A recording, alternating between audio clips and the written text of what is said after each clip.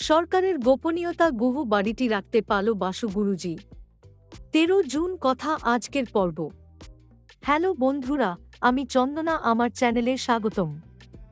সর্বশেষ সংবাদ আপডেট পেতে দয়া করে চ্যানেলটি সাবস্ক্রাইব করুন এবং বেল আইকনটি টিপুন। গম্ভীর স্বরে, গুরুজি আমরা এসেছি, আজ আর দেরি করিনি। শান্ত গলায়, ভালো সময়ের মূল্য বোঝা শুরু করেছে কিরণ। কিন্তু আজকের রাত আলাদা। চিন্তিত স্বরে, গুরুজি খবরটা কি সত্যি? সরকার গুহা বাড়িটা নিতে চায়? ধীরে গম্ভীর স্বরে, তারা শুধু নিতে চায় না, তারা জানে না এর ভেতরে কি আছে। গুহা বাড়িটা কেবল ইট আর পাথরের দেয়াল না, এটা একটা সিল। একটা গোপনীয়তা লুকানো আছে যার খবর কেবল 5 জন জানে। আর এখন কেবল 3 জন বেঁচে আছি। 3 জন? আপনি তো কখনো বলেননি আপনি ছাড়া আর কেউ আছে। একটু থেমে, বলিনি কারণ বললে বিপদ বাড়ত।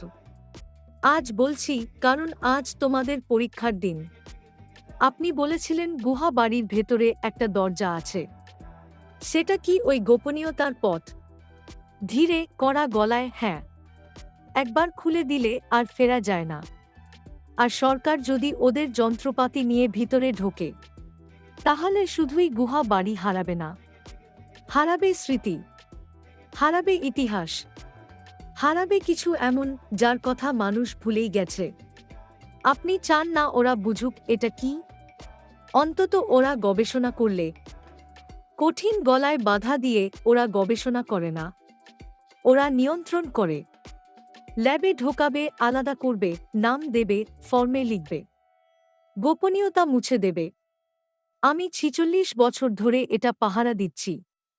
তুমি বলছ আমি এখন হাল ছেড়ে দেব?